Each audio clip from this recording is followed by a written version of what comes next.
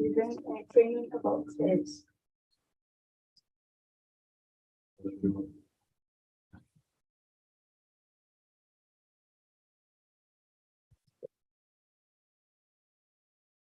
Yeah. All right.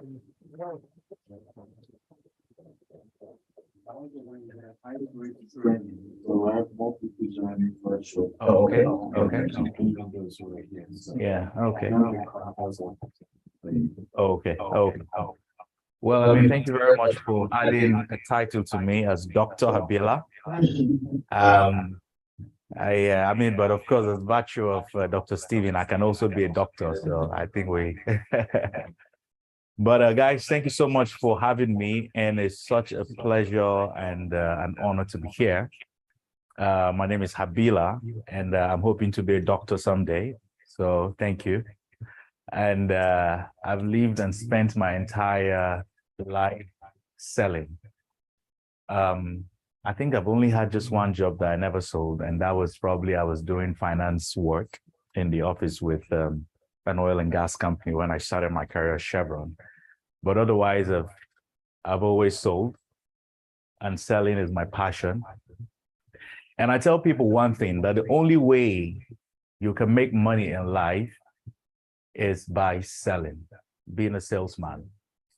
So whether you like it or not, as long as you're in sales, your aim and objective is wanting to make money.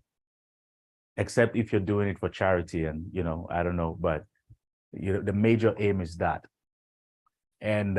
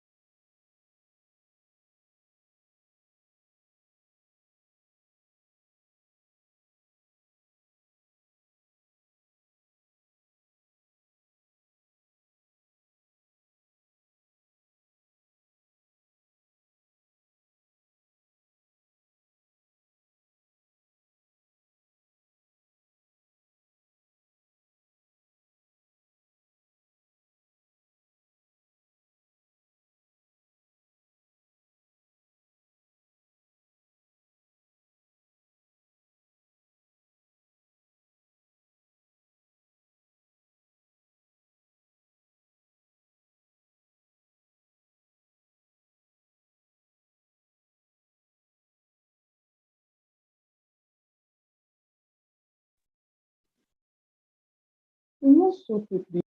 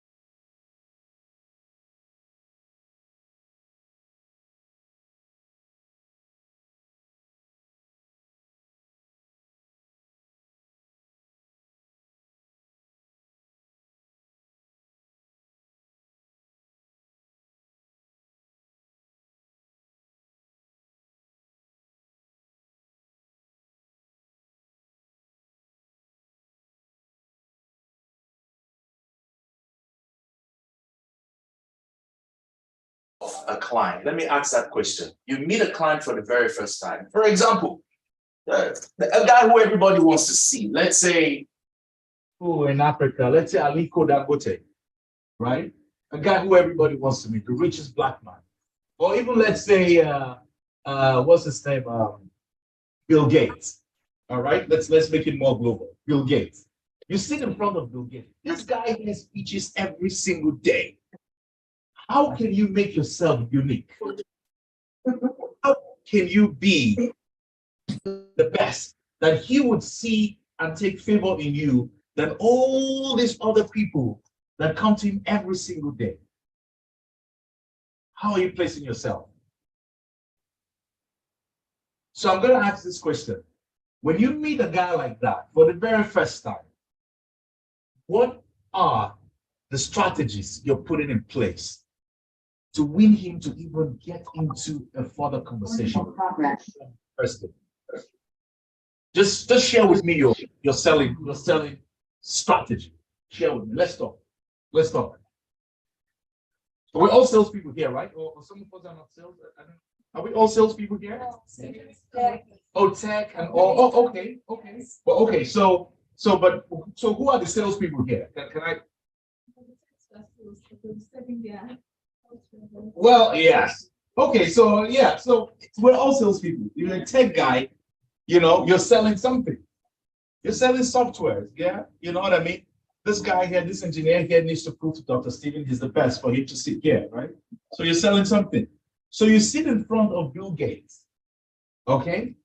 After you waited for maybe 2 years to just have this 5-minute meeting with him, what is the first thing? What are your strategies in place to get him to give you even longer time?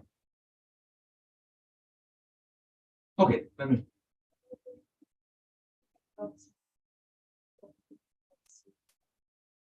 Okay, okay, okay.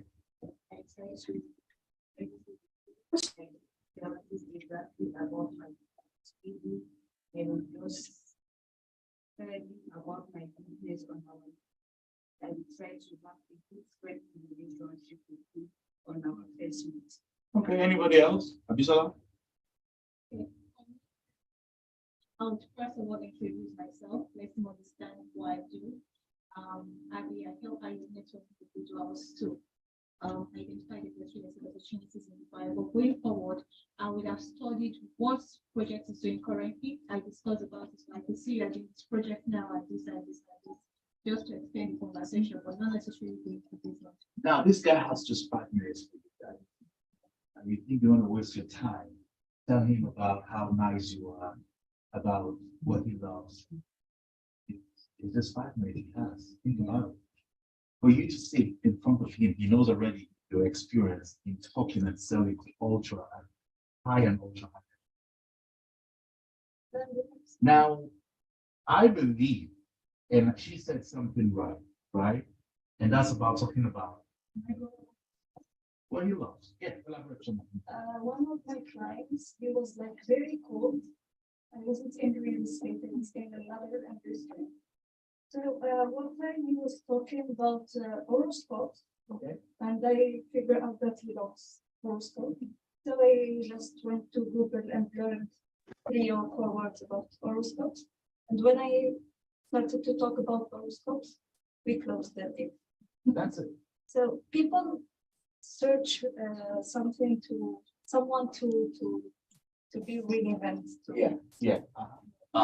So it is important. It's very, very important. It is very, very important that you learn. And I agree with you guys. You learn what these individuals actually like. But if it's a 5 minutes, that's not me. Yeah? If it's a 5 minutes that I'm sitting with Bill Gates and he said, guy, I have just 5 minutes for you. Quickly talk about it. I sit down with him. I don't have the time to introduce myself to him. There's no time.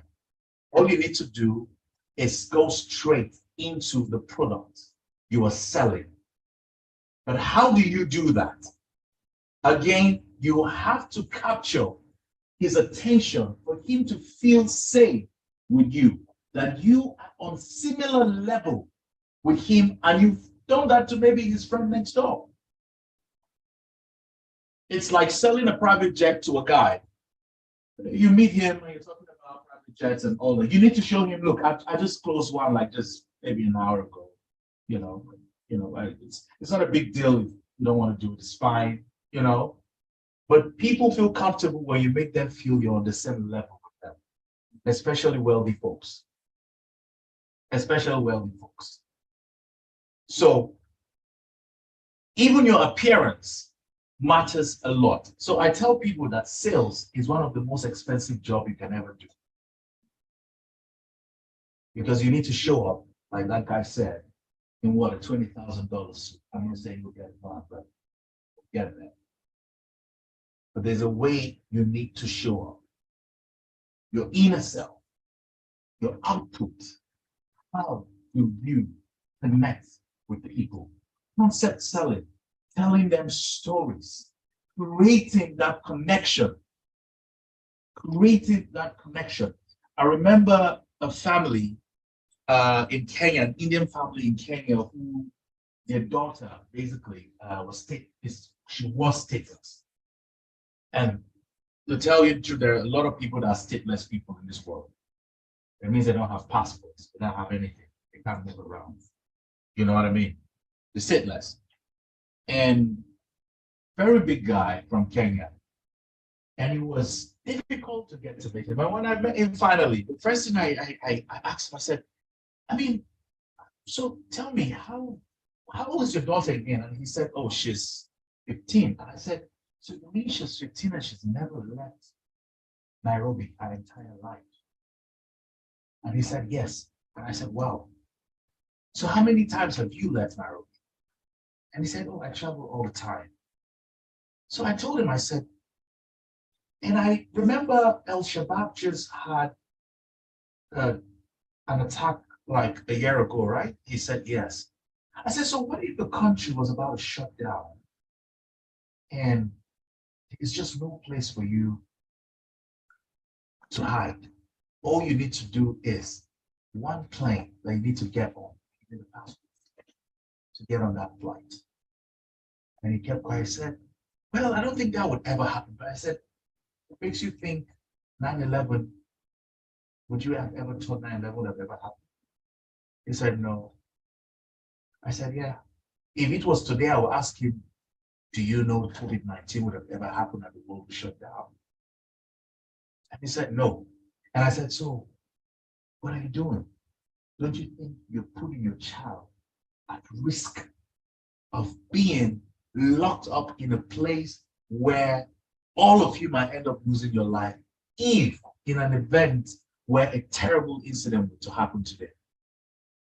I said, wow. I thought about that. I said, well, I just thought I'd share it with you, but it's all up to you. I've triggered his emotions.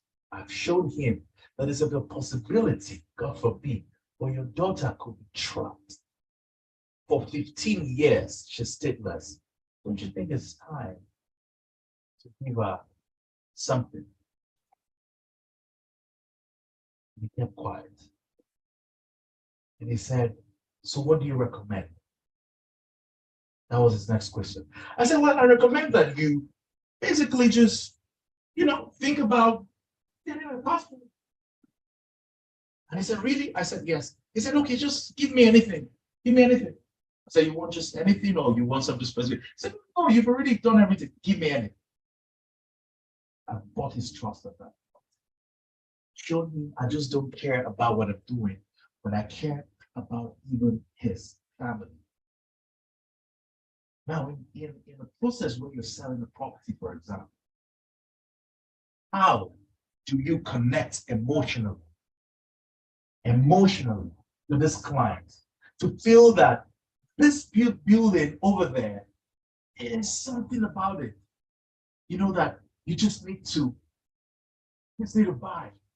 Maybe you need to give them a story about how it was built, or something, whatever. I'm not into real estate, but if I was into real estate, I think I would want to know the entire history from the land to the wood that was used on this wall. Because some people like detail, even the designer, even the whatever giving them that information for them to connect. Or maybe you can even ask them, what do you like in the house? What kind of high ceilings, low ceilings? But you need to have something that will connect yourself, your client. And that's why I say sales is all about the transfer of what emotions. It is very, very important. Have you ever had a bad day where you thought the deal was going to close and it didn't close? I mean, how did you feel? Like depressed for months. And what did you do that 1 month that you were depressed? Nothing. Shut down. You almost could not come to work today because you lost a deal. How many deals have you lost? So many. And how many of these deals have you actually got? So many. So many also.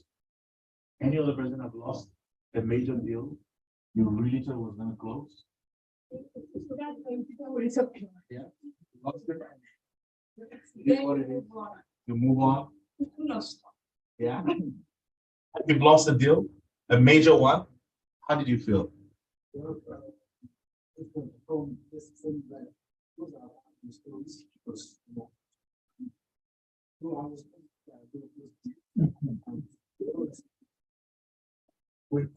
Went cold.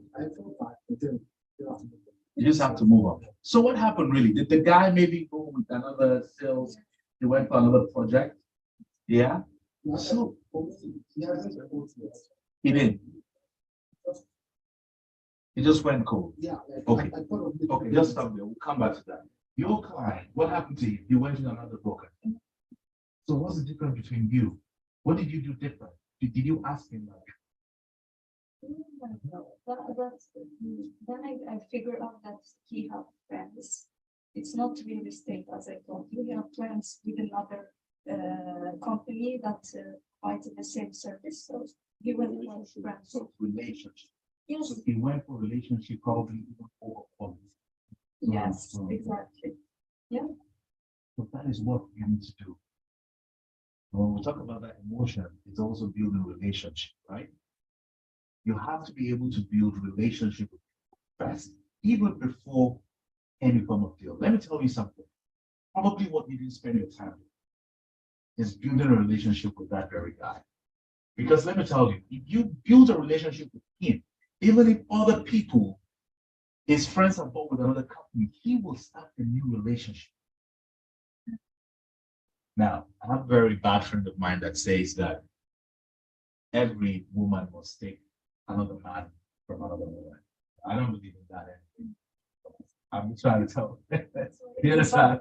Okay, you know, you have to start someone from someone, somehow, you know. So, you know, you don't believe in that. So you don't believe that you need to take a client from another broker. No, I believe in my. Great. Your competitive advantage. Yes. But again, you need to steal some clients sometimes. Your competitive advantage is you actually stealing the client who is almost signing because you are telling him you are better. Your service is better. You're creating that relationship between you and that client. You're building it from the scratch. You're showing him you can trust me. You're showing him, look, my relationship with you doesn't just end after I have sold you that flat. It's just beginning. Offer him more services. Offer him more stuff. Not just, oh, you know what? We're doing this, you know, okay, and you're sticking to that. And every day you call his phone. Hey, are you still thinking about, what, Benghazi? You know, what do you know? No. There are times you need to take maybe your clients out. Go and have a coffee with them. Just catch up with them. So what's going on? You know, how about your family? What's happening with your family? You need to build the relationship. And if you lose any single sale you lose, it is for you to rage, to win more. Okay? You see that last 1 month you spent sleeping, you would have closed 5 clients. You know why? Because there's this hunger in you. Hunger, like, what? I lost this guy. I need to go out. I need to do some more sales. I need to do more deals. That's what you are, guys. Every single salesman, you're a warrior. You can't go back home crying that you lost the battle. It's unacceptable. So my challenge to all of you tonight is when you step out every single day in your suit, in your nice gowns, nice hair, looking fly, is telling yourself, tonight, I will kill. If I don't do it today, I will leave to fight another day. It's a continuous battle. How can you sell a company when you become a CEO if you can't even sell an apartment or a product or whatever? How do you think Mr. Steven sleeps every day? I'm sure he's the most hardworking man. And he owns the company. He can go to bed. If he shuts down today, he's going to be maybe somewhere in Switzerland having a holiday every single day with his kids, enjoying life with his family. And most of you will be what? And you have to go and start dropping CVs and everything. Right? Yeah. So when you're hired as a salesperson in a company, trust me, that man is not telling you I own the company. He's telling you I'm giving you a platform to come and join me to make money. That is the essence, guys. Selling is about being wealthy and rich for yourself and also creating an impact in the lives of your client. That is what sales is. Forget about any other thing. If you are a salesman and you're not focused on the commissions you want to make, forget it.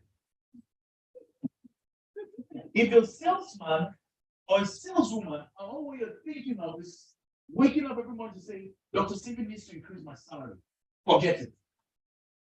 You're done. No, you can't succeed. How do you want to succeed? With what? With salary? You think probably the highest paid CEOs in the normal company make? Do you understand what I'm saying? How much do you think they're having? Have you seen how much the CEO of Goldman Sachs makes? he makes what, maybe $2-3 million every month. But then his commissions are like $28 million. And this is even cut. They just cut down his commission to $28 million. And he's sad.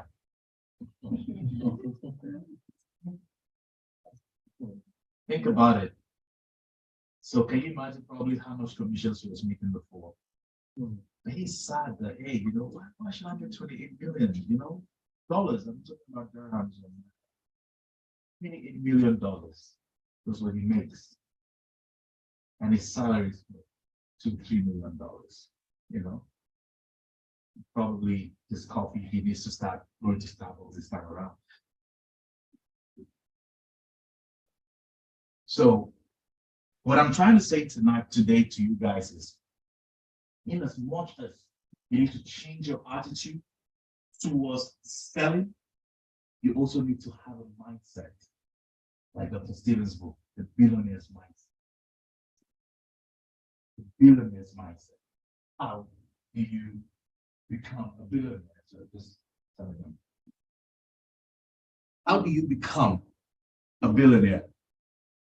You need to be able to close some good deals. I think there's a podcast Dr. Stephen did with a guy. I don't know if it's an Indian guy or Indian guy, AJ. And I watched that. He's arrogant, man.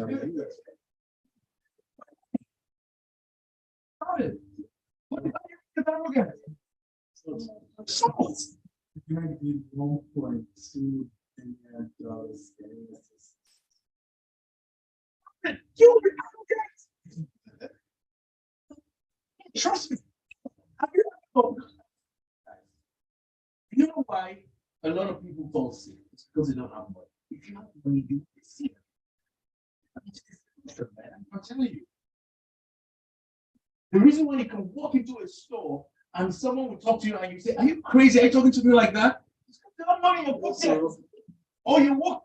Do you really think that even if you walk into Dubai airport today and someone's talking to you and you turn and you shout, you think they will say, no? If you have money, they will still, you know. So I tell you, let me just give you the story. So I was telling my team in the office, I got a call from immigration, and because we have a couple of Nigerians in the office and all that, we're trying to get them visas and all that. And I got a call, and the guy said, "Hey, Habila, the chief wants to see you." And he told me something. He said, "Come as if you're getting married today." And I said, "Okay, cool." I was just going there. What in my head, I'm going to sell to this guy that you need to approve my guy's visas. I'm selling my team, I'm selling my company to him. So I went there in my nice tree or whatever button suit with a very nice Cellini Rolex. Went there with a nice, so I sat down in front of him, crossed my leg because he needed to know, you know, and the guy told me, "You need to show him you've got a lot of money." I said, "That is it?" He said, "Yeah." I said, "Say no more." So first of all, I got there and I called the PRO and they said, "Wait in the car. I will get somebody to come and pick you up." And the local guy came and he took me from the car. So he saw how I got out from the car. And I told my driver, I said, "Today you're going to open the door for me." And he opened the door for me. And I walked into that place. He walked with me and he said, "Sit down, give me a second." He went and told the boss, "I'm here." And I went and crossed my leg, raised my hands for him to see my watch. And I opened my suit so he can see. And he looked at me, he said, "Nice suit." I said, "Yeah." He said, "No, your tie very nice." And I didn't even wait for him to finish. I said, "It's Hermes." Look, I know how to be people in love. And he said, "Hermes?" I said, "So what?" He shouted, he said,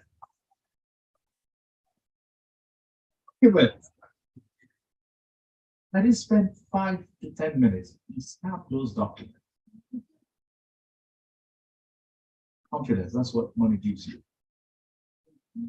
So today, I'm not just teaching you guys how to sell, but also to tell you guys that you need to sell more to make money. You understand? You need to sell more. You need to be able to sell to make money. Dr. Stephen will be so happy to see you guys parking your Ferraris outside. You know what it's like. Think about it. Yes, Shay. When I was in sales, the way, well, it works for me anyway, was basically, I'd already spent the commission in my head. So I had no option or no room for failure. So it was, okay, I've spent this commission, what's my next one? And on and on. And that's how I used to coach Yeah. myself. So you have to think about the next one. It's always about the next thing to kill, the next client, the next money to make. But like I said, guys, it has to do with your inner self, your mindset. If your mindset is you're just okay, you know, it's okay, man. If I just school one guy, this much fine, you know, you can't get there. You need to be hungry. You need to be hungry. You need to pick up that phone every single day. You dive, speak it, speak into your soul. Trigger the emotions, trigger it. You understand? Sometimes you need even a little bit talk down on your client for them to do it. Can you just say that? Some clients want to feel, you can tell them, look, if you don't have the money for this, you can do this. What do you mean if I don't have the money for this? Yeah, there are people like that, but you have to study them. You have to study the ones who are very proud. That's why you need to, when you're sitting down in front of a client, look at them. Listen to how they talk about their cars, the kind of game they play, golf or tennis, the kind of restaurants they go to. You need to also tell them, you know, about the kind of things you do. Maybe drop, and I'm not saying that, but you get there, you know. Look, let me tell you guys something. When I started, you have to spend money to make money. When I started selling, my very first job was selling medical equipment. I had just left doing finance work for an oil and gas company. And I'm the biggest in the world. And I decided, you know what, I want to sell. It wasn't something I liked. I just wanted to talk to people. I just feel like convincing people to buy something. It was this hunger in me, you know? And people thought maybe my village people had done something to me, like the Nigerians would say. I said, so my first job was to sell medical equipment. I had no idea. I'm not a medical student, guys, by the way. I'm an economist. Nothing. But I tell you guys how I got the job. I was flying to Dallas, and I sat next to this guy, and we kept talking, and he told me about how his company manufactures medical equipment, and they're selling it, and I asked him how much. At that time, he called, maybe it was around $300,000, $400,000. Then maybe now the value would be around 8 or $1 million US. I said to him, wow. So what do you think about Nigeria? And he said, yeah, we're in Nigeria, you know, we just started in Nigeria, but it's tough, you know. And I said, but all you do is you just want hospitals and governments to buy your equipment. He said, yes. And I said, I think I can try this job. And he said, aren't you a finance guy? I said, yeah, but I feel like I can sell. And he said, really? I said, yeah. And I told him, I said, just maybe let's talk when, you know, we get back to Nigeria. Invite me for, maybe just have an interview and fly me for 2 months. You know, I mean, after all, it's GE, so come on, you guys can pay me for 2 months. You know, and I said, okay. Good enough, he gave me the opportunity. And I started selling medical equipment. Guys, it got to a point where we were doing deals with government. And this is where thinking out of the box comes in, by the way. And because GE is a highly international organization, very regulated, they said we cannot pay kickbacks. Now, how do I run business with governments in Nigeria if I'm not paying kickbacks? Don't put that on TV.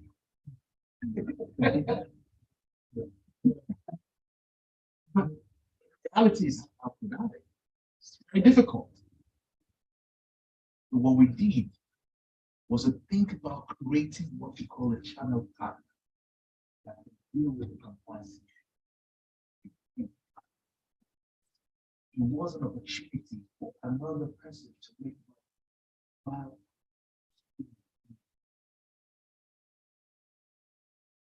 So what am I trying to say? If you feel you can reach that client, create friendship outside to be able to reach that client. I pay for private membership clubs, not because of anything, but because I want to meet people that can help me meet or reach the bigger people I'm looking for. Sometimes you need to rent a nice car because you're going to see a big guy who you want to sell him a $3-4 million home. When you get there, you need to be arrogant to just throw your key on the table so he can see you have money. Oh, you drive a Lambo? You're like, yeah, one of my cars. Immediately they connect with you. They connect with you. And let me tell you, everybody wants to look, let me tell you something. You know what he said? There is no nobility in poverty. It is no one. People I think you want to show up and people they'll kick you out. There's no nobility in being broke. So you need to show your client that you are on the same level as they are. That's the only way some of them can relate to you. When you go on the golf course to play golf, that's why when you say hi, they will say hi back because you're playing golf.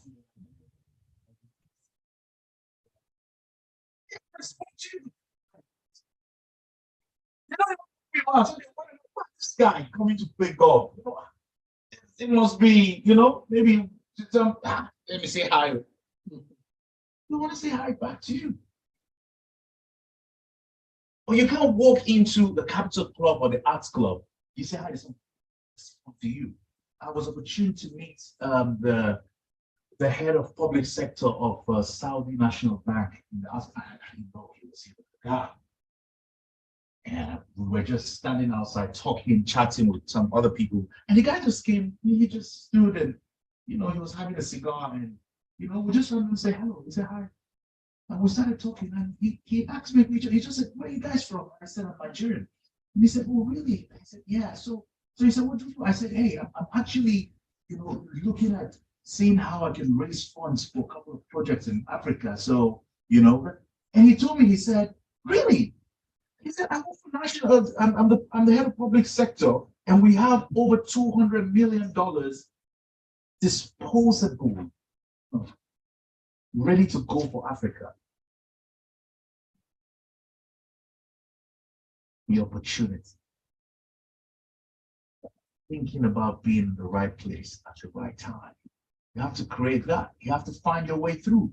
Let me tell you something. There's something Tony Elumelu would always say. Look, people call him, you suck like Tony. But you know what?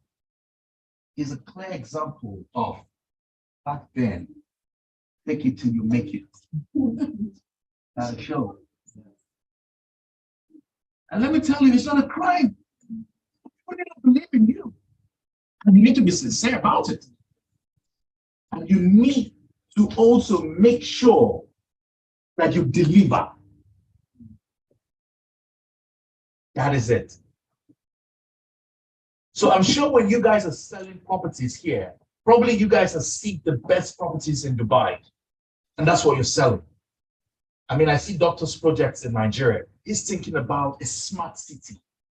I want to be in a smart city. I want to live in a smart city. I want to be in a place where I just walk into my house and I say, lights, and it comes up easy. In fact, if possible, laundry, and the machine goes and takes my clothes. Yeah, I was like, no, I'm serious. Who knows? Probably, maybe doctor is thinking of putting a robot in the house. People, look, I bought a washing machine before that sometimes when I load in my stuff in it, I forget, but I'm in the office, I just press on my phone, wash. It's connected. People want. In your life. So why are you thinking about selling a house in Terra? What, you think your clients don't have enough money to buy in downtown or the Palm or Dubai Hills or Emirates Hills? You need to create yourself a luxury guy, luxury girl. That's how you win. That's how you get the big guys. That's how you create a big funnel of high and ultra high net worth clients. So if I have a salesperson in my team that thinks that it is better for them to sell a cheaper product, then I just know you're a waste of time. And because I've sold all my life, I've built a knack of knowing good and bad from day one. I know it because I was hungry when I was selling. I was looking for sales jobs. I was hungry, you know. And from a very early age, I was doing projects worth billions. I was building hospitals. I was equipping hospitals. And I tell you guys a story. Back then, there used to be a lot of insurgency, Boko Haram, if you heard, and people they never go to Yobe, Doctor. Nobody goes to that place to go and look for business. Because they tell if you go there, they'll kill you. Boom, one bullet, you better bomb just. And everybody felt that. And I was the only guy that my boss felt he could send me. Maybe he felt this Hausa boy. Instead of he dies, no problem. But it was a challenge. And I said, I'll do it. Told him I'll do it. And I will fly from Lagos to Abuja, from Abuja to Kano. And from Kano, I'll take a very tiny car and I will drive to this place that is a war zone. Forget it, I'm not kidding. It's a war zone. You know, when I came to a place called School, I had to call the hotel owner and then he will come and open the hotel for me. Then he'll open the room for me and give me a bucket of water with a soap. I don't know if you get this soap called Imperial Leather. You know, right? I don't know if you see what I say. You see, I've made money now. I don't even know that soap anymore. But that's the truth. That's all what they give me. We'll go in and there's they call it in Nigeria, there's this guy, they call him Meshai. And that guy, the moment he hears that I am in town, that's when he opens his shop. It's a war zone, guys. I'm not kidding. It is me with military men on the street, and then my Meshai guy who is there to serve me breakfast and dinner, and me in my hotel. And I don't know even if I'm gonna wake up the next morning alive or not, but I just knew, look, I'm not gonna die anyway. But I went there, and in the morning, I would drive into the capital of that city, looking like I didn't have a rough night. And I will wait the whole day to meet the governor of the state. The whole day. I will sit sometimes in the office and I won't see him till 2 a.m. No, I know a lot of people be like, oh no, I'm just gonna go home, you know. Why is it keeping me too long? You need to go back to Lagos with a PO, with a purchase order. I can't disappoint. I am my bosses, I'm a soldier. I'm an assassin. I needed to come back and tell him I executed the job. That's all you need to do, productive. Do you understand what I'm saying? You need to every single day go out thinking that you are his killer. And you need to come back to the office with a sale. There's no room for disappointment. There is no room for disappointment. And I will meet the governor. He's even laying down on his couch, yawning. I'll be like, okay, you're here. What do you want? I said, sir, you know now how I talk.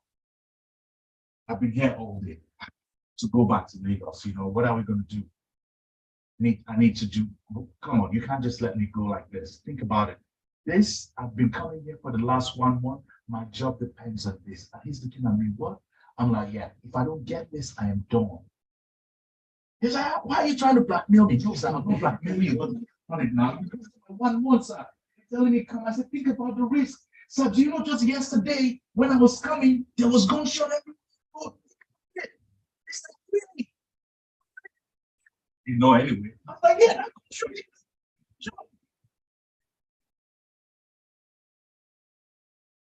And you will call his commissioner 3 a.m. No, 2 a.m. Shut your phone down because it's 6 p.m. Is that what you're going to do? Then 7 p.m. You feel like, you know, the day is done. I don't need to, I don't need to speak to a client. No. The commissioner showed up and he said, do you have that file of that MRI and CT scan? Those were the two most expensive machines, medical equipment in the world. An MRI 2.5 Tesla and a CT scan, 2 slides, they called it.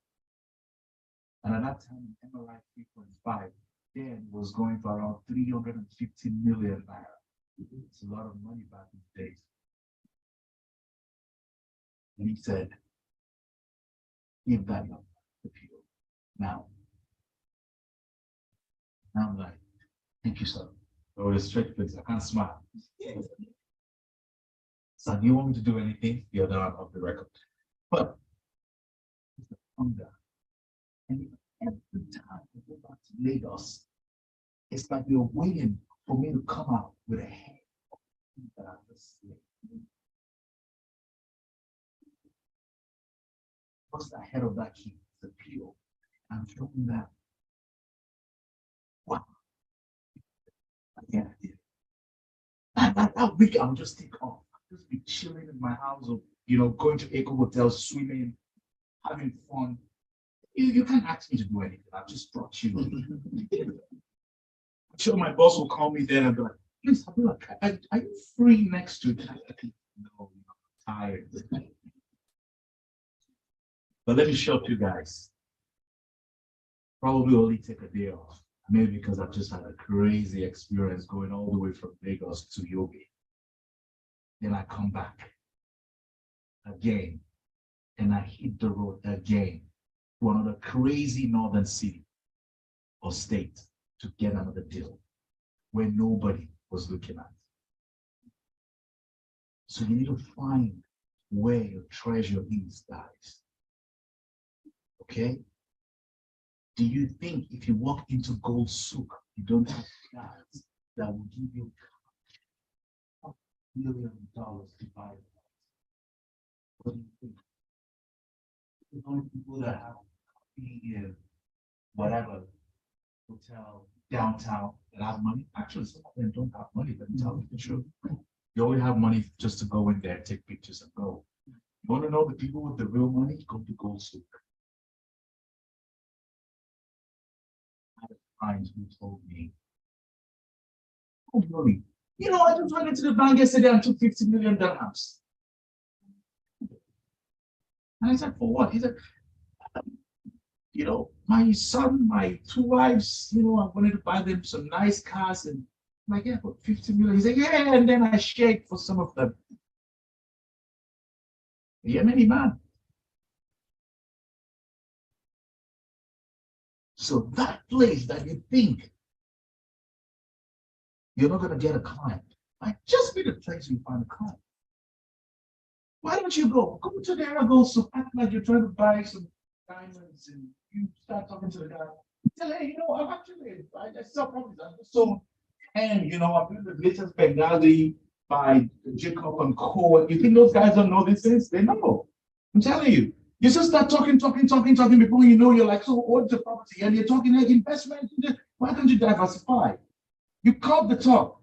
And before you know, you just keep your card to him or exchange numbers and you tell him, you know what, I think I'm going to come back for this gold. I'm not think I'm satisfied with this gold. So let me come back. But you've already created a contact. So that is how you succeed. Don't understand that.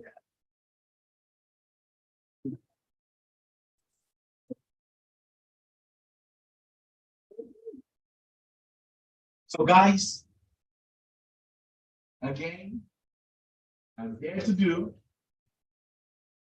is to see how we together can be great salesmen and women. And to remind you that you and you warrior. But every time you come into the office every morning, remember that you will never go home without a headache. Holding your hands, being proud that you've just closed a deal. It doesn't matter how long it's going to take. Keep pushing, keep fighting. That is how you win. One deal opens the floodgates of deals. So don't get discouraged. As long as you have the passion, and let me tell you, sales is not all about you just want to make money, it's passion. You need to have it right here. You need to follow you. And I've loved sales my entire life. So, you want to be a CEO someday?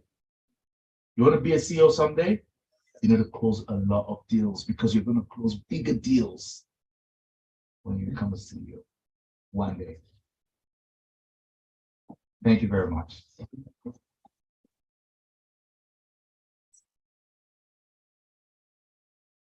Yeah, question. That's a question. Good catch online at this. So I'm sure, don't you guys have questions?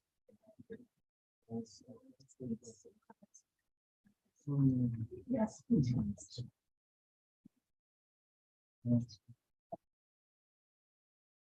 Hi. Let's start.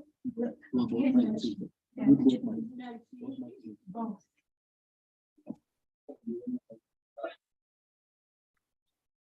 Let's start from here. Any questions for Mr. Habila?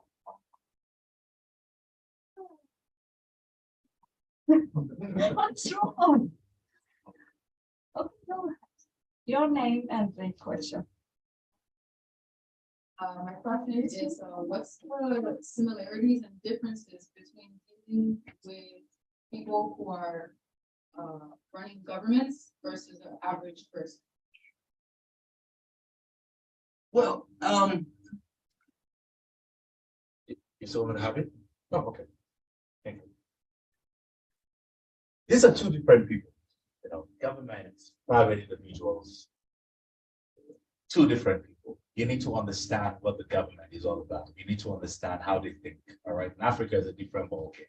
Other parts of the world is a different ballgame. You need to understand what's the sweet back in there for the government folks. How I deal with government people is based on making them understand that we are together. This simple term. All right. That's all they want. A lot of time, competence as well. You can deliver.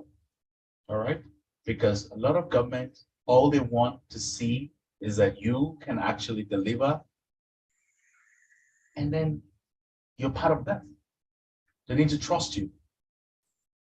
It's easier to deal with individuals, to be honest, because the individual, you just create that emotion, that relationship, and that is it. But government, imagine how many people like you go to them every single day. All right? Trying to get same piece of land. Right? Think about it. So how do you have, you need to create, it's something that you need to just okay. I mean, I don't know if I've answered your question to an extent, but if anybody wants to contribute some more, feel free, please.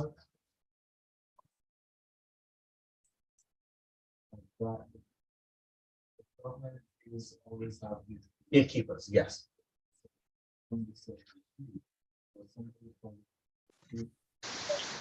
Of course.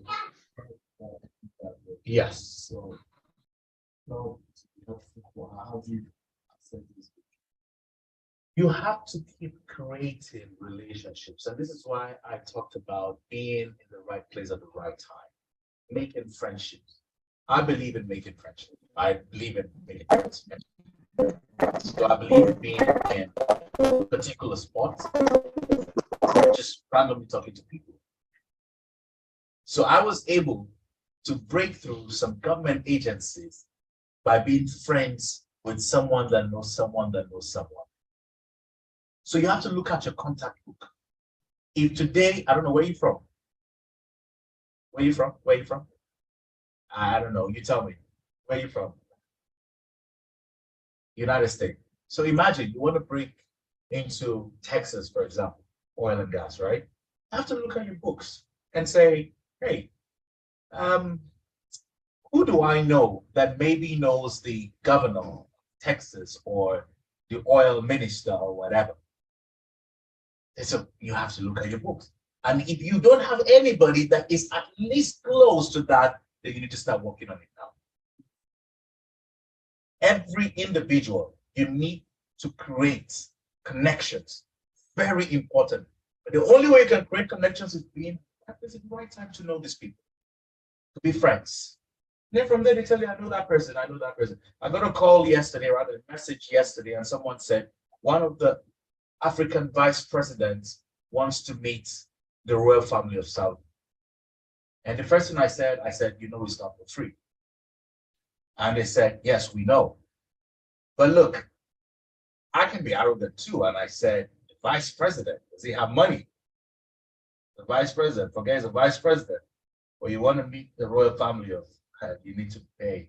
I don't know if you've heard of Jolo. Jolo, the Malaysian guy. Jolo made his money from connecting people.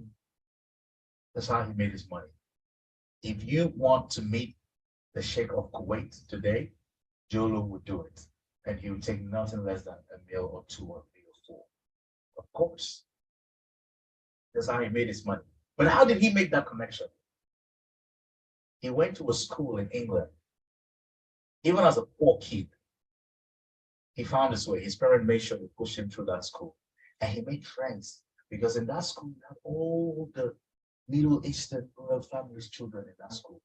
And he was the only guy that was like street amongst them. So they liked him. He made that friendship. He kept it. This is a high school. He kept it till the very end. And that's how he did it.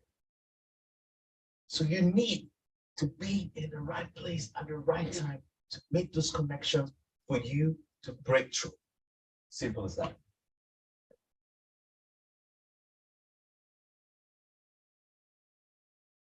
Let's see the agenda team and then we come back here. Hi. Guys, are you hearing us? Do you have any questions for Dr. Havila? Doctor is a wise man. Thank you very much. Yes.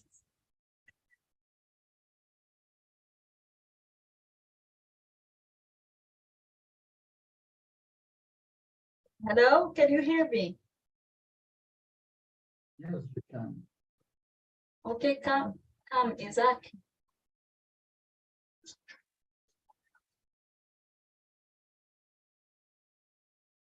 Isaac, do you want to ask a question?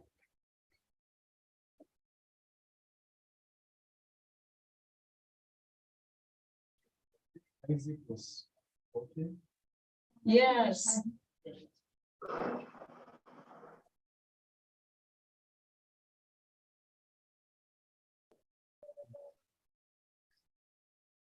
James, I checked it.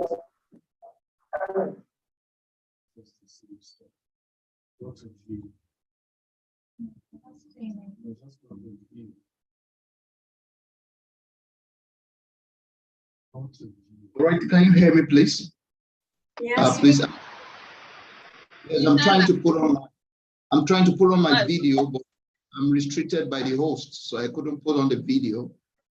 But I cannot go on with my. Go ahead.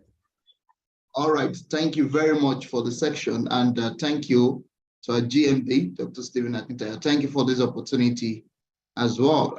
My question is, what are the things to avoid when building this critical relationship? I know you build relationship with some and you with many, and you already know some things to avoid in connecting with people. We've talked about things to make sure we put in place, but are there things we want us to avoid in communication tone or relationship that could serve as relationship breach? Thank you. Yeah, like I think the one and very easy, simple thing is disappointing. Huh? Never disappoint that relationship. No matter what you do, you just need to make sure that you deliver. All right. As when it comes to communication, I think don't feel overly friendly. I think they're your friends. Because one thing you don't want to do is become too close and friendly with your client and you forget that there's a deal to close. All right. So you need to avoid that. In as much as you want to create that relationship, you want to create the friendship and all that, you need to always put your eye on the ball. The ultimate is that you want to close a deal. So avoid unnecessary just hanging out, and not close the deal. Probably even if you're hanging out with these people, always remind them, so where are we on this matter? You know, what do you think? How are you progressing? Actually, I use the word, how are you progressing? Okay? How are you progressing? That's a language I use a lot. It doesn't come as though you are pushing, but you're just checking in like, hey, is everything all right? You know, do you feel, are you okay? Do you have any questions? Are you moving forward? What do you think? So this is actually what I think you should try as much as you can to avoid when building these relationships. You need to come to them as one who can deliver and avoid being overly friendly with them. And keep your eye on the ball. Thank you very much. Thank you.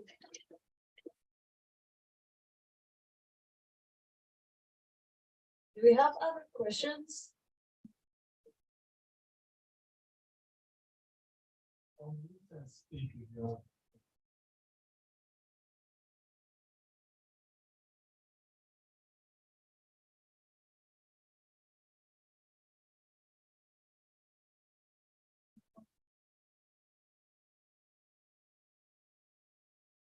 No, so we can see it here. Do you have any questions for Mr. Habila? Okay, go ahead. I'm asking this question due to experience a lot of I have a lot of experience, so I really advise from you. For instance, if you are dealing with a client that you always seek counsel or advice from the second party before buying the property from you. Like for instance, if I'm dealing with you and you are okay with everything, the price, location, everything, and when it's time to pay, you say, no, let me talk to my wife about this, and something like that. And when it gets to the wife will say, no, I don't like the location, I don't like the price. How can I deal with situations like that if I face it? So this is quite common. And I tell you, most men will always do that. Will always consult their wives or their lawyers. You know, you can't run away from that. You know, very few men will just take actions on their own, but some they'll tell you my lawyers review. The ones I don't like is the ones that say that my lawyers reviewing. Like, dude, your lawyer will always tell you no, don't go for it. Trust me, those lawyers they just want to create something out of nothing. But one of the things you must do or try to do is convince him to meet the wife. All right. And meeting the wife sometimes softens the ground. Because let me tell you, in every home, the wife is the boss. Forget the man. We come out and we're like, when we go home, we're cats. All right. So you need to find a way to tell him. So how about we arrange a meeting with your wife as well? Or, you know, do you think you need to come? Actually, what you need to even do is, if you find out is a kind of guy who is about to say, I will fix my wife, show him that question to him first. So don't you think it's okay? I mean, is there anybody you may want to discuss this with? I mean, I'm happy for us to sit together so I can explain it better. You know, at least they can share it. And if they have any other questions as well, you know, it's better let's just, and they might tell you, okay, I'll discuss and then I'll let you know and all that. But push. To sit, find a way to speak to the wife. Find a way, even if it's not physical, let it be on the phone. You know, say, hey, I'm happy to have a conference call with you and your wife.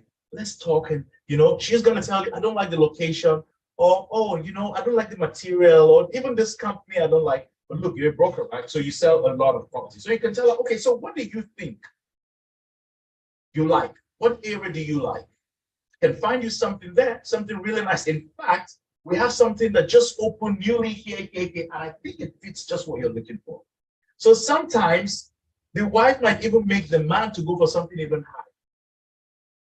Do you understand? Because women always have this. I mean, you bought Dubai bling, right? Was it bling Dubai? When the lady was saying, telling the husband her closet was too small, and let him buy the next house so they can. Do you understand?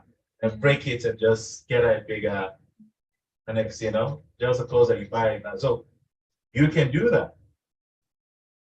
Connect with the other party that is the decision maker. Find a way to break through that wall. Is very important. Otherwise, he's going to go to his wife, and the wife will tell him, oh, I don't think this is good. I don't think it's time for us to do this. I think we have other things to do with money. I think we have other things to do with it, because women are always ready to protect, right? They want to preserve. What you're giving him is. So if she says, I don't think it's time for us, we have other things, why don't you talk about the ROI of the property to her? Give it to her, show it to her, show her the money she's going to make in rent within 12 months. You need to now change the concept from trying to sell to now talking about the investment opportunity. So you need to be ready at every point in time to switch, to switch, to switch. So when you're faced with a challenge like that, and if eventually you meet with the wife or the lawyers are the ones I hate again.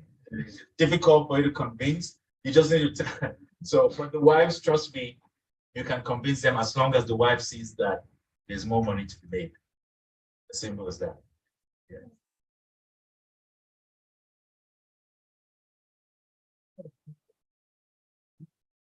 It's possible. I just want to get the why the first. Yeah, I see.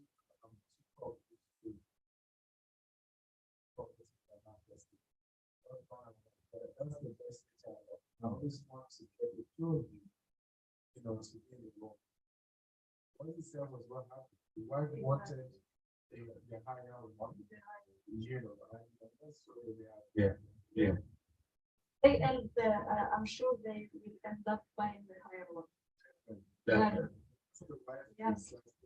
That's it. That Deal is done. the situation was quite different from that. The first viewing I had with him, I spoke with him on the phone. He said, right now I am busy. I cannot make it to the location. But don't worry, I will send my wife. And the first villa we saw, the wife was already falling for it. She said, no, can we do the booking now? I said, wait, let me call the landlord and get back to you.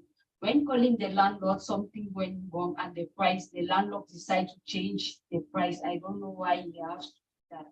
And I told the woman that, okay, I have something in another location that you will really like, and I would like to share with you. She said, okay, share it with my husband. I share with my husband everything, and I did not even just share the one project. I had to choose about 3 different projects in case they don't like this one, maybe they can go in for this one. And when I sent the location, I was on my way there, and the man is calling me, Friday, my wife don't like this location, it's too far. We cannot even come there. Can you look for us something elsewhere? So that was my own situation I faced with purpose. Yeah. Like that. No, but I tell you what I feel you should have done. You should have held on that deal and deal with the landlord on another side. Because when the client is telling you, can we make the booking now? I think the booking is more or less refundable, right?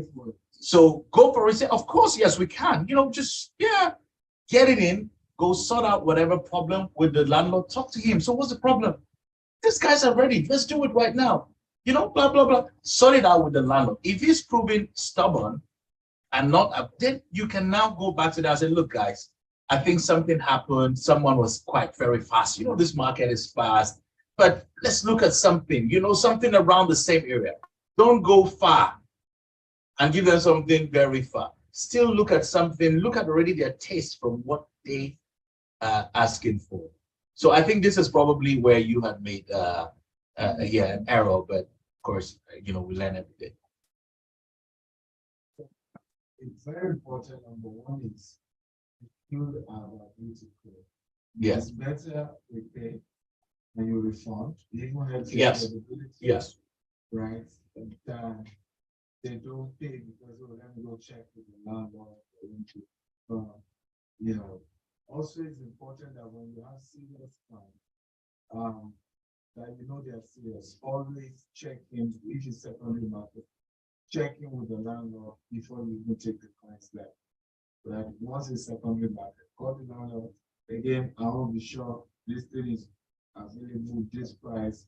And also make sure you've gotten the landlord's account. Why promote a property and you don't have all the details? Because if the landlord sees the money account, to refund it to them. Yes. Right? Will be an issue. For me, I have a question. Yes. I work in a different industry and I close deals.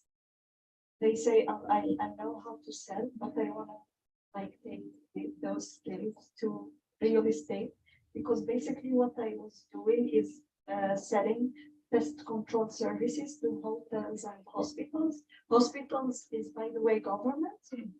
And the hotels, I worked with a very Sheraton, Marriott, all the known hotels, and I succeeded in selling it's not very big in big amount of money because our currency is very low, but it's big for our currency. Yes. Yes. So how can I transfer the knowledge from a certain industry to another industry? That's my question. I think that every salesperson should sell anything. You should be able to sell anything as long as you can sell everything. The switch here is clientele. Yes, I was Right? doing B2B. Yeah, and now B2B, now you have to do B2C, B2C. right? So how do you do that? I'm sure while you were doing B2B, you must have met individuals, definitely, right? You must have dealt with maybe head of procurement or something once. Yes, It but was- a big villa. Hmm. Yeah, I saw the pest control service to a woman for her villa. Yeah. That's all. So what I'm saying is, if mostly B2B, it means you sell from your company to another company, right? So it's only Yes. once you've done direct contact with with a customer. But how about the owners of those companies that you have actually sold to? Was it directly from you, or they just make a PO direct to your company? No, we don't do those, we do contracts. Contract. Okay. So Okay. you will we are interested in service, can we have a course?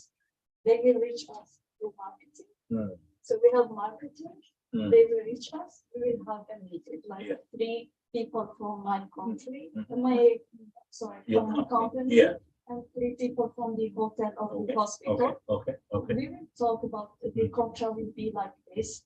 We will discuss the details, the deadlines. And then if it is okay, we will have 2 contracts. Yes. Yeah. Copies and we sign and we start. Yeah. I think it's just you creating a new funnel in the end, because if you are not used to facing clients, you've never really faced clients. So how do you do it? You need to start creating that, right?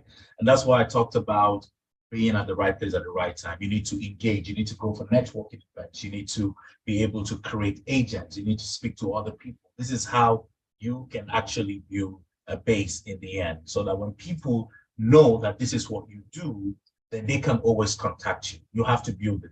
If you have what it takes for you to sell, even if you were just selling this before, all right, you can sell a bigger stuff tomorrow, as long as you have the skill and you've been able to create that relationship. So for me, it's a very simple thing.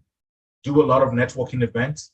Make sure there's so many networking events in Dubai, you know, the luxury network, there is, you know, the global business forum that happens. There is so many other events you can look at, and then go with your business card, connect with them, give them, and you know, you create your own client base, take their own business cards, and then from there you follow up.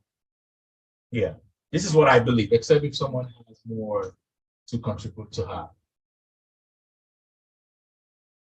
I also feel that, you know, because one of the challenge I think you have is that you were more doing digital marketing to attract those Yeah. people, and they were the ones calling you. Yes. So I had similar challenge as well, because Gtext used to do digital marketing.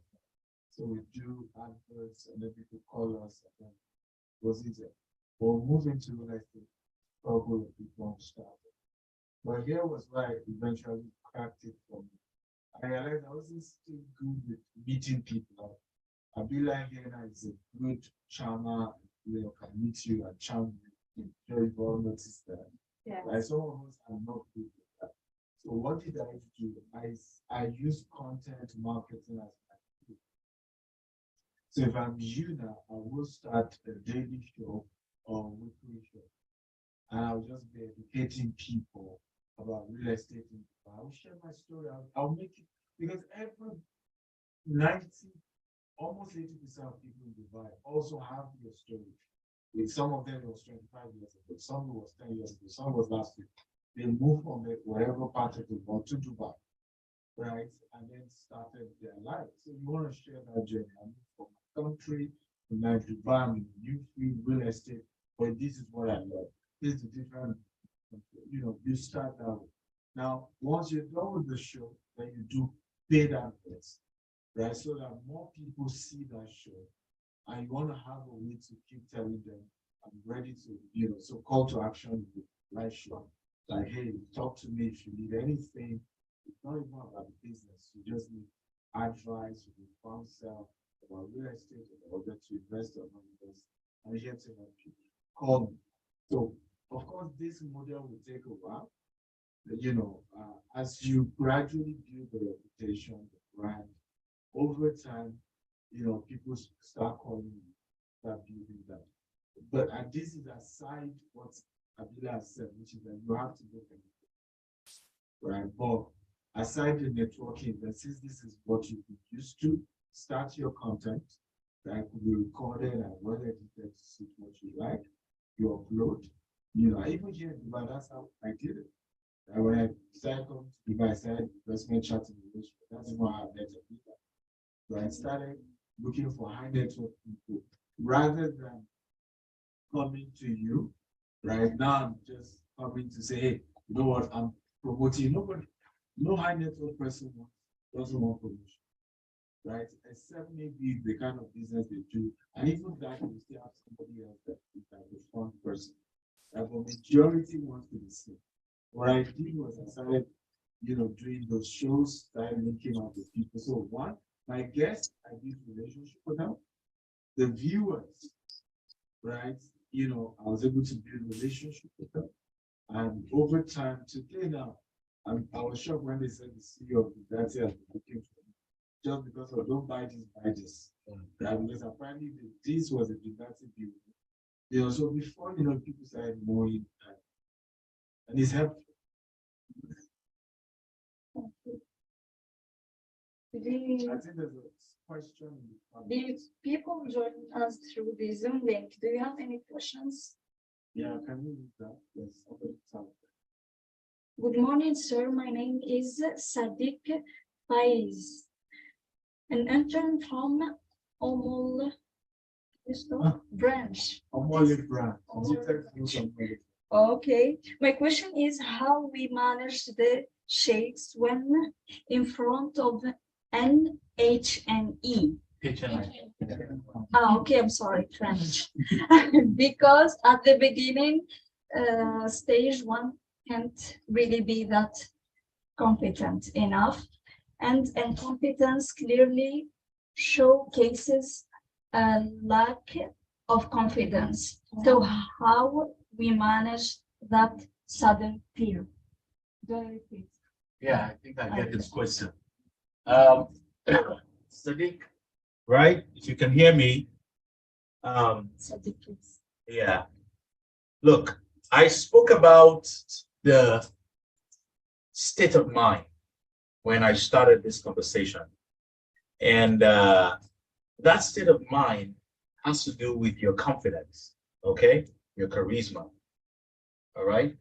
And if you don't have this, actually, you cannot sell.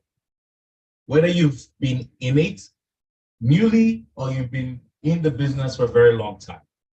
The day you decide to become a salesman is the day you put away what shyness and incompetence sounds like in your life.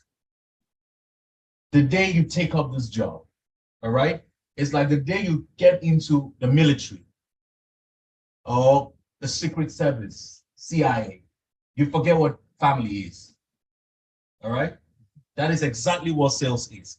So you need to, from day one, say, I'm a salesman.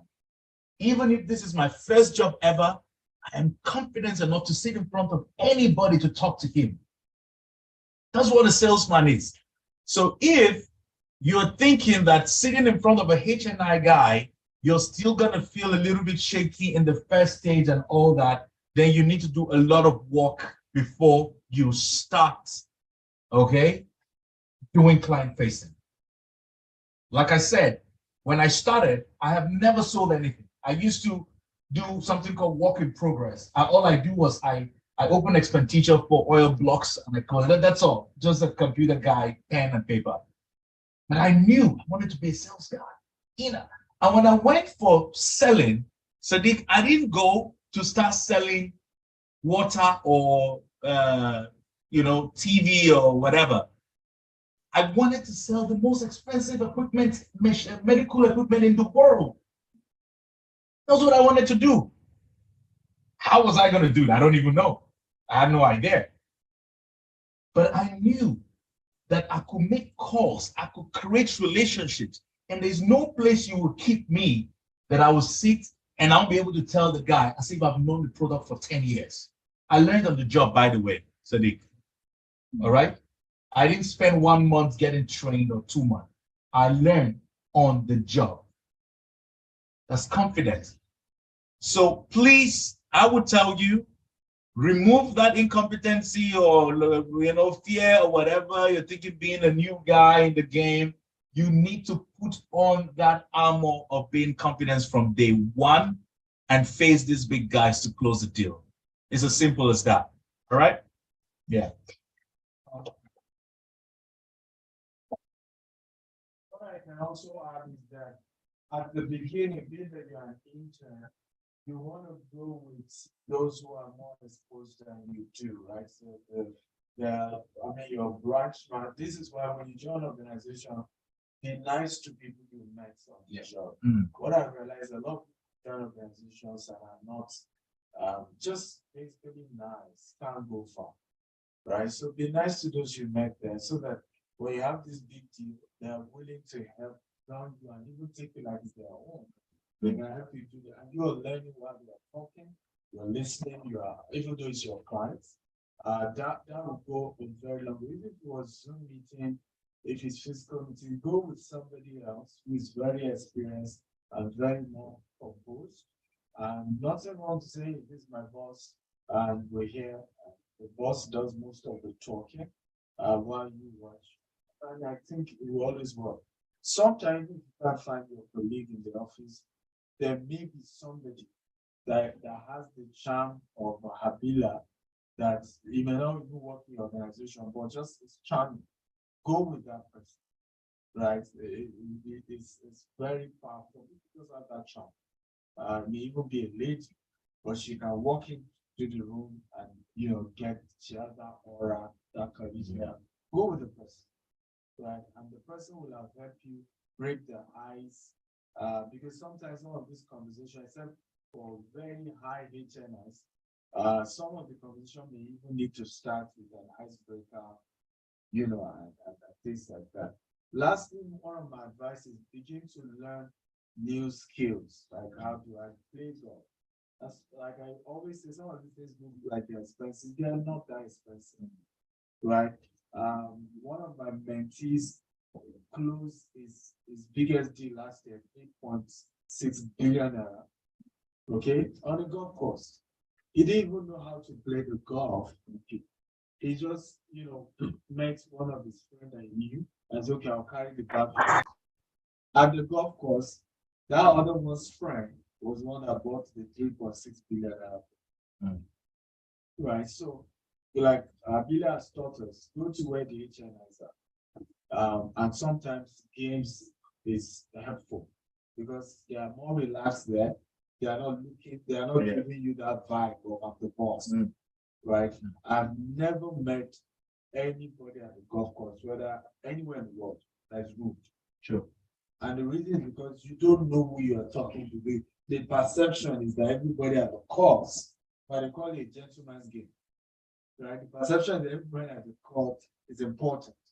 Right? I remember when Abeokuta is a state in Nigeria with the branch manager there, Jessica. And while we were playing, of course, she doesn't know how to play golf, but she was following me. And one particular man with his wife, of course, when he saw her, greeted us nicely. And I remember telling her, I said, check out, that guy is a big guy.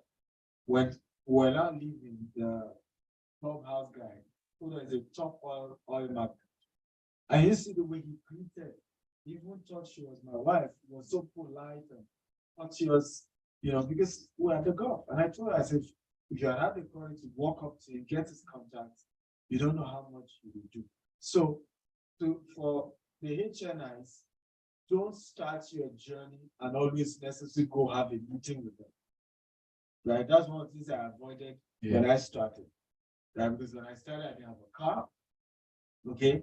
And like he taught us, imagine the local had to come and open the car, right, to receive him from the car, isn't it? So imagine he was on the taxi or something. Now, right there, the analysis is being done. So when I started, I knew I didn't have all the paraphernalia to help me have the courage to show that, hey, I have all that. So what I did, I avoided the meeting, coming to your office, those type of things. Rather, can I meet you at the golf course? Can we meet somewhere neutral? Do you see now? Now that, of course, I ride Rolls Royce in Dubai, and now I go for meeting because I know my Rolls Royce will do the talking.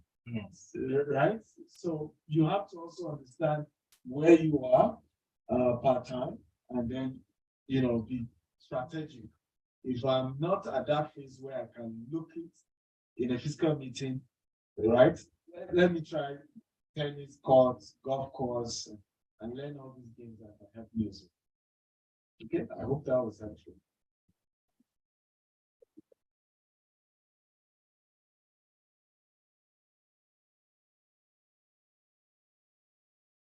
Back to ask.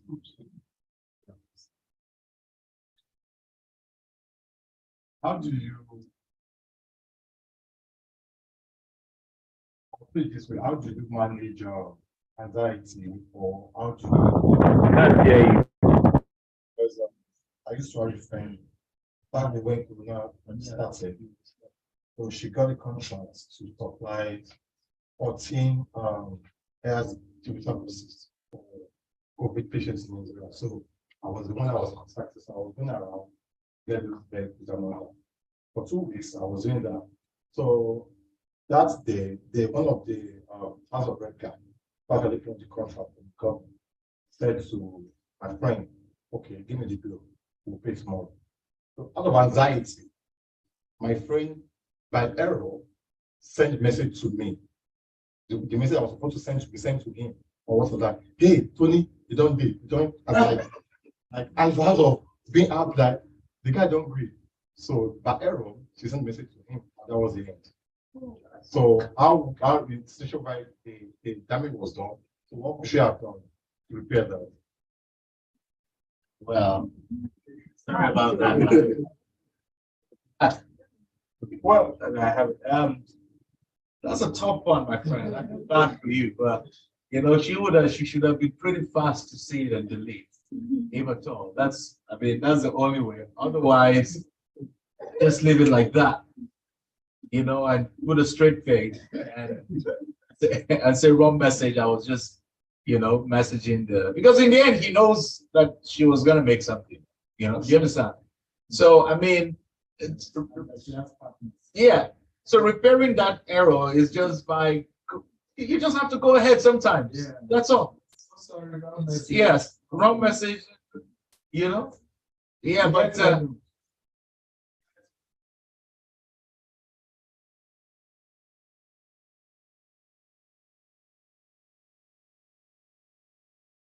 well, so I mean that's a very again, like I said, unfortunate one. But I think you just have to manage sometimes. Yeah, you just have to manage your anxiety, you know, no matter what, because I know how it feels to get a deal and you're happy and you're excited. You need to be very, you know. But again, look, if I get into that kind of situation, I'll keep a straight face, man. I'll keep it moving.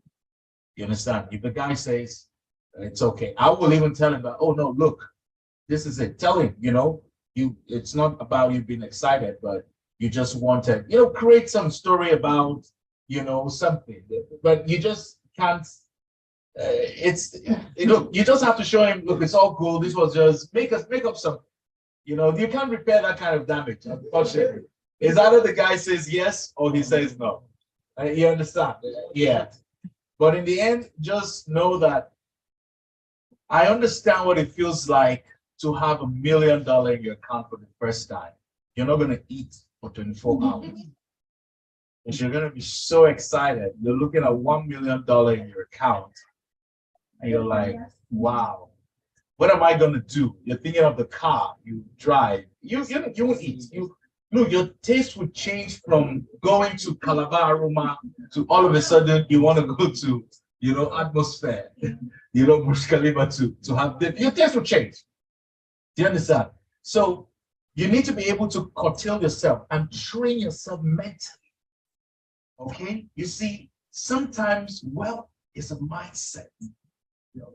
So you need to train your mind to say, I'm wealthy. No money can move me. So that when you're in front of a guy who you're waiting for him and he says, I want that house of 20 million and is writing you that check, just fold your hand and look at it as, oh, this is just one of out of, you know, 20 I just did this week. You know, you understand? You have to train your mind because this moment you're training, okay, no, let's sorry. They feel you, they see it because wealthy people, they didn't just make their money by accident, my brother. They look at you, they look at your action towards money. They look at it and they can feel it. They can feel it. And the moment you lose that, that's it. If I'm dealing with someone who's trying to sell me something, for example, and I get a call from that person one day asking me for their rent, for example, I'm not going to deal with you again. Like, we're just about to close a major $1 million deal talking about rent. There's a red flag. Do you understand? So it's a mindset thing. You need to train your mind to know you're wealthy. And look, that kind of mistake, carry on. Don't, in fact, don't delete it. If he has not seen it, delete it. But if he has seen it, leave it like that. And don't even say a word. Just don't even say a word. The next thing is just call him and say, sir, I will purchase the cars already. The cars. Yeah.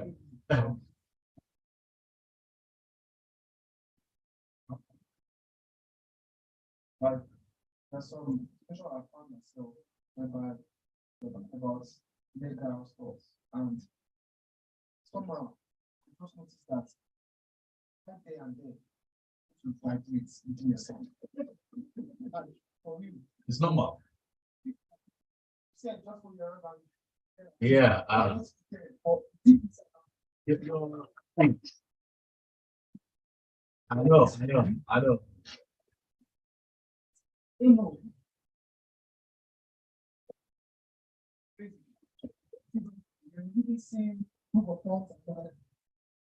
You're gonna be excited, man. I know, no doubt. Everyone will be excited. Trust me, you will be excited. There's no way you can be excited, but that's why you need to just keep calm. You know, you need composure in everything. You need composure. You need composure. Gather it. Show that guy that look, this is small. This is pain. I'm used to this, man. You have to show what deep down you're like. Then when you go, he goes, yes. Do you understand? I've been there. Do you understand? Whenever I'm seeing it right to the channel, I'm like, I'm just giving a straight face. The moment I step out, I will go far to make sure I'm not going around. Joy, you pull it out because you it's so much inside of you. So composure is key for you to be able to pass through to that stage. All right. But it's absolutely normal. Let me tell you, even if you spend 20 years in sales, you're going to feel excited, signing billions of dollars and millions of dollar deals. It's a normal thing.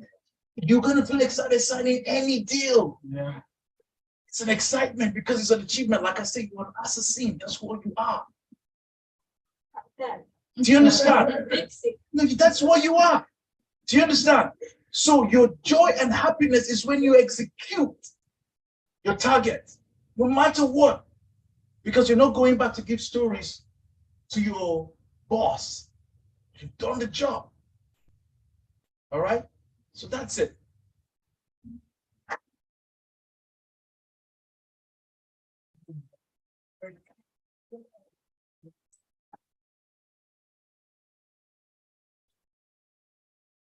Sorry, guys, we'll have to run, but come on, guys. Thank you very much. I feel okay, great. We've had a great time. I'll be honest with you, I've had a great time with you guys today. Thanks. And I'm really excited to be here. And I hope that, I'll be here more to, listen to other people and also learn from you. Yeah. Thank you for coming. No,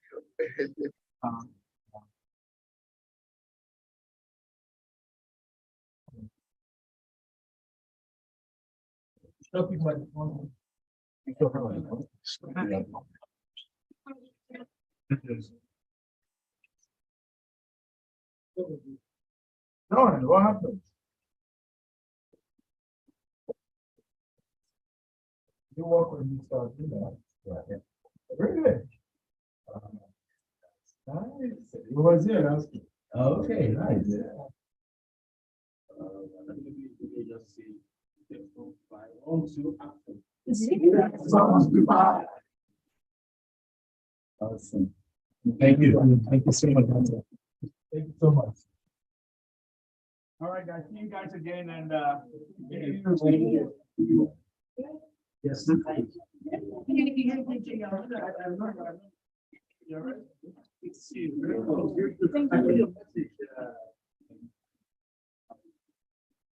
Yeah.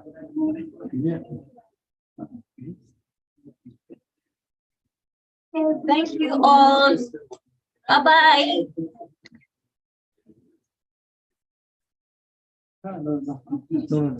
No. Yes.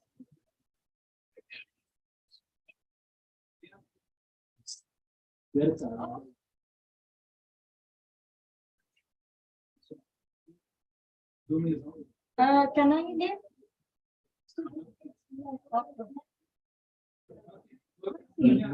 What? Yeah.